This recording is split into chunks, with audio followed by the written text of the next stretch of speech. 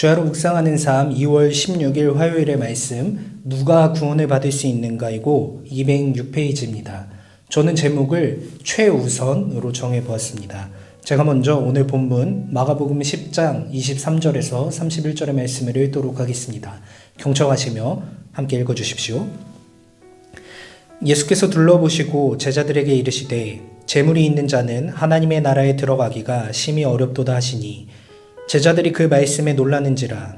예수께서 다시 대답하여 이르시되 얘들아, 하나님의 나라에 들어가기가 얼마나 어려운지 낙타가 바늘귀로 나가는 것이 부자가 하나님의 나라에 들어가는 것보다 쉬우니라 하시니, 제자들이 매우 놀라 서로 말하되 그런즉 누가 구원을 얻을 수 있는가 하니, 예수께서 그들을 보시며 이르시되 사람으로는 할 수 없으되 하나님으로는 그렇지 아니하니 하나님으로서는 다 하실 수 있느니라. 베드로가 여짜 이르되 보소서, 우리가 모든 것을 버리고 주를 따랐나이다.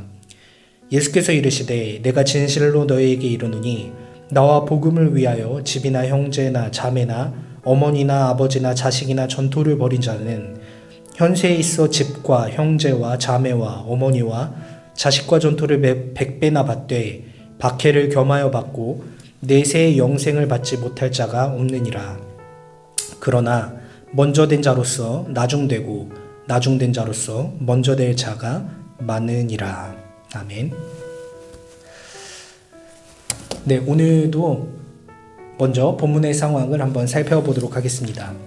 오늘 본문은 어저께 찾아왔던 한 사람이 예수님의 권유, 예수님의 초청을 받아들이지 않고 다시 돌아가고 나서 예수님께서 제자들에게 교훈으로서 말씀해 주시는 상황입니다. 예수님께서 맨 처음에 제자들에게 한 말씀은 이렇게 재물이 있는 자가 하나님의 나라에 들어가는 게 이렇게는 어려운 일이다 라고 교훈을 해주시는데, 또 예수님의 어떤 이런 강력한 표현을 들었을 때 제자들이 놀라고 있는 와중에 예수님께서 추가적으로 이러한 비유를 말씀하십니다.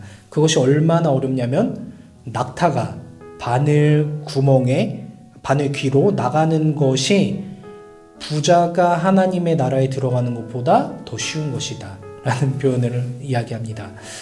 비유적으로 이야기를 하신 것인데 사실상 생각을 해보면 과장법이 많이 들어가 있죠. 낙타가 애초에 바늘귀로 통과할 수가 없습니다. 통과할 수가 없는데 어쨌든 이것이 얼마나 어려운 것인지 그 난이도가 이것보다 낙타가 바늘귀를 통과하는 것보다 차라리 그게 더 쉬운 것이다. 부자가 하나님의 나라에 들어가는 것보다 낙타가 바늘귀를 통과하는 것이 훨씬 더 쉬운 것이다 라고 이야기를 할 만큼 이것이 쉽지 않은 것이다 라고 이야기를 해주시니까 제자들의 입장에서는 당연히 놀랄 수밖에 없죠. 상식적으로 생각해서 이것도 말이 안 되는 건데 이것이 그 부자가 들어가는 것보다 훨씬 쉽다고 하니까 누가 들어가겠느냐, 이렇게 어려운 난이도인데 라고 생각을 하고 있을 때에 예수님께서 매우 중요한 이야기를 하십니다. 27절 말씀에 사람으로는 할 수 없으되 하나님으로서는 할 수 있다 라고 이야기를 하십니다. 결국 이 이야기는 구원에 관해서 하나님의 나라에 들어가는 것들이 우리의 노력이 아닌 하나님으로부터 오는 은혜로 가능하다라는 것을 보여주는 것인데, 어쨌든 이렇게 이야기를 했을 때 베드로는 다시 한 번 더 이야기를 합니다. 예수님, 주님, 우리가 모든 것을 버리고 주님을 쫓지 않았습니까? 라고 이야기를 했을 때 예수님께서는 다시 한 번 더 이야기를 해주십니다.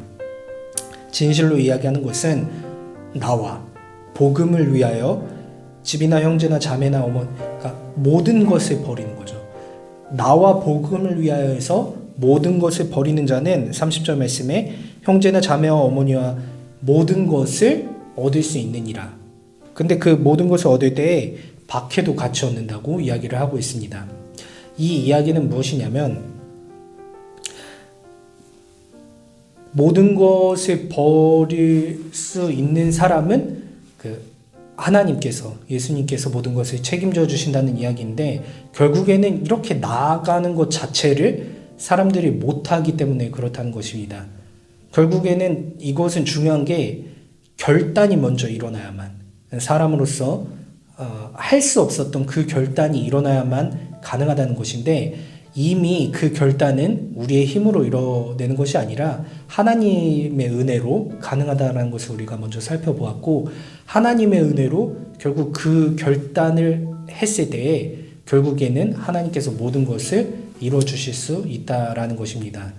잘 생각을 해보면은 오늘 본문은 단순히 어떤 재물을 버린다라고 생각해 볼 수도 있지만 그렇지는 않다는 것이죠. 우리가 예수님과 복음을 위한다는 삶은 사실상 모든 것을 포기한다고 이야기는 하지만, 그렇다 그래서 교회에 와서 교회에 거주하면서 교회만을 위하여 살고 우리가 다른 곳을 아무 데도 가지 않거나 하지는 않는다는 것입니다. 예수님께서 또 하나님께서 원하시는 것이 그런 것도 아니고 복음적인 삶이 그렇다라는 것도 아니죠. 중요한 것은 내가 최우선으로 삼아야 되는 것이 무엇인가를 이야기하는 것이라고 이야기할 수 있겠습니다. 최우선으로 삼는 것이 무엇인가?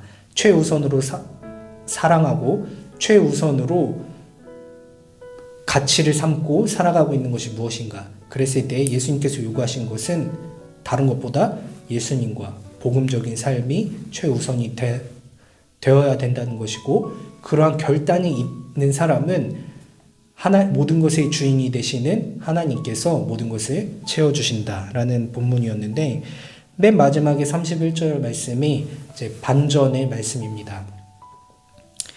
먼저 된 자로서 나중되고 나중된 자로서 먼저 될 자가 많다.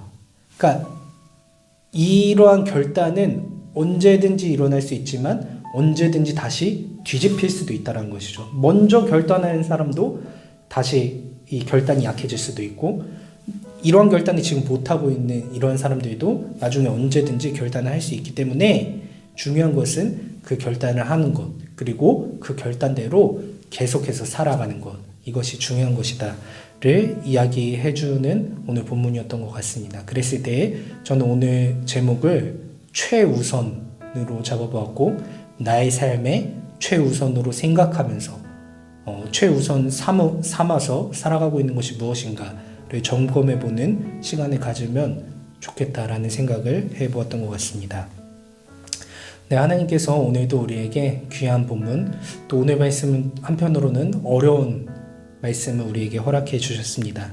또 이 어렵고 귀한 말씀이 우리 청년분들 한 사람 한 사람의 또 묵상 가운데 한 사람 한 사람 본인 것이 되셨을 때 귀한 일들이 일어나지 않을까 싶으면서 오늘 하루도 하나님의 말씀 가운데 아름답게 하루를 걸어가시는 우리 청년분들 되시길 소망합니다.